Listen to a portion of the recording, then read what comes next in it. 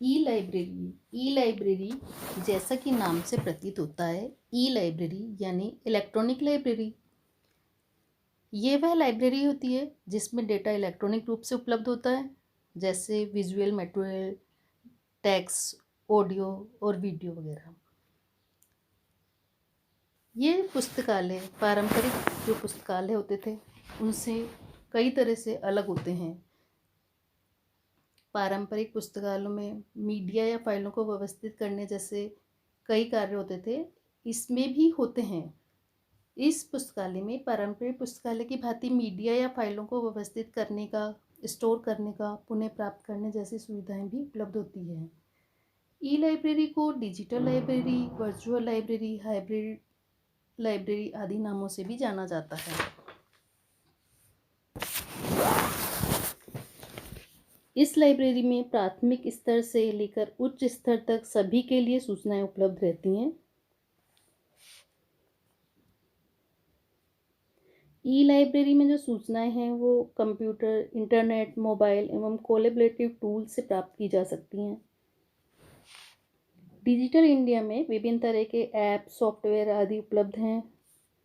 संसार में ज्ञान का अथाह भंडार उपलब्ध होने के कारण प्रत्येक व्यक्ति को उससे संबंधित सूचना एक ही प्लेटफॉर्म पर आसानी से उपलब्ध हो जाए, इस हेतु ई लाइब्रेरी की आवश्यकता महसूस की गई। डिजिटल लाइब्रेरी में डिजिटल रिसोर्स का संग्रह होता है जो केवल डिजिटल रूप में होता है, या उन्हें दूसरे रूप से डिजिटल रूप में अपन परिवर्तित कर सकते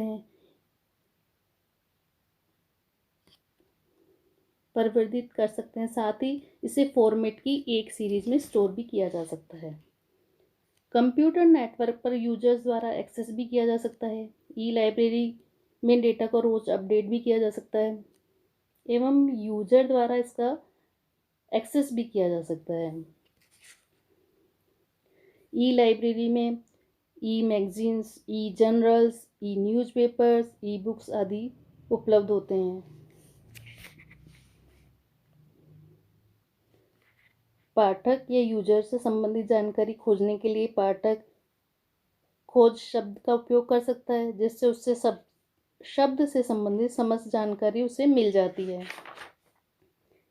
ई लाइब्रेरी के बहुत सारे फ़ायदे हैं, बहुत सारे नुकसान हैं। हम सबसे पहले फ़ायदों की बात करते हैं। इसमें यूज़र को भौतिक रूप से लाइब्रेरी में जाने की ज़रूरत नहीं होती है।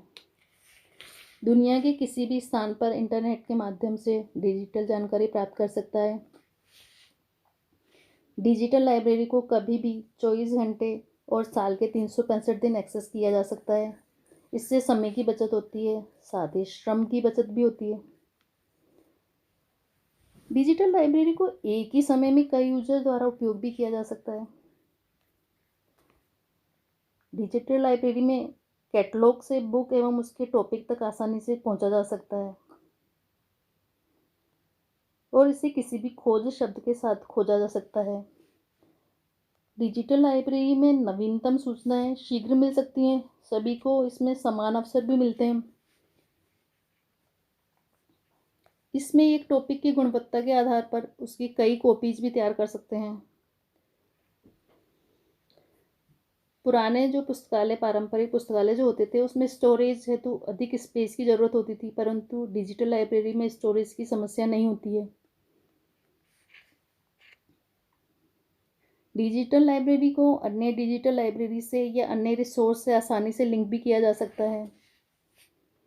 डिजिटल लाइब्रेरी की लागत पारंपरिक लाइब्रेरी से काफ़ी कम होती है।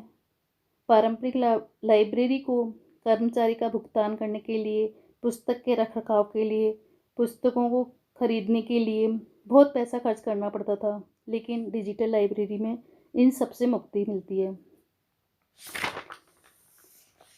जैसे लाइब्रेरी के बहुत सारे फ़ायदे हैं, इसी तरह डिजिटल लाइब्रेरी के कई सारे दोष भी हैं।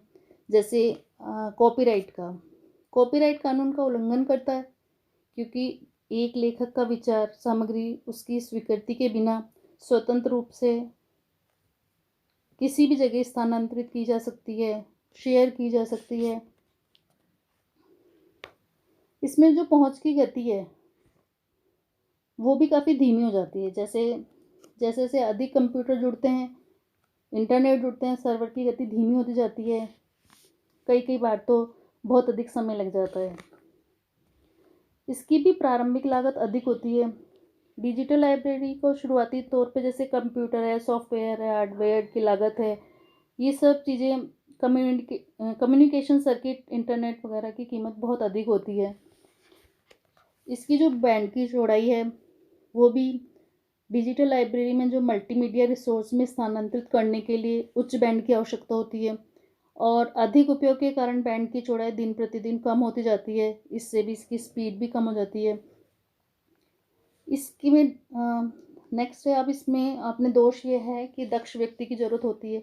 डिजिटल सामग्री बहुत अधिक होने के कारण सामग्री को ढूंढने में परेशानी होती है एवं समय भी बहुत नष्ट होता है, अतः एक्सपर्ट की आवश्यकता भी रहती है। इसके साथ साथ पर्यावरण भी सूट नहीं करता है। जैसे अभी भी बहुत से लोग होते हैं जिन्हें कंप्यूटर में पढ़ने की बजाय बुक से पढ़ना अच्छा लगता है और आसान भी लगता है, इसलिए वो कंप्यूटर को यूज़ नहीं करते हैं। और साथ ही साथ छोटे बच्चे इंटरनेट का अधिक से अधिक उपयोग करते हैं, जिससे उनके स्वास्थ्य पे भी प्रभाव पड़ता है।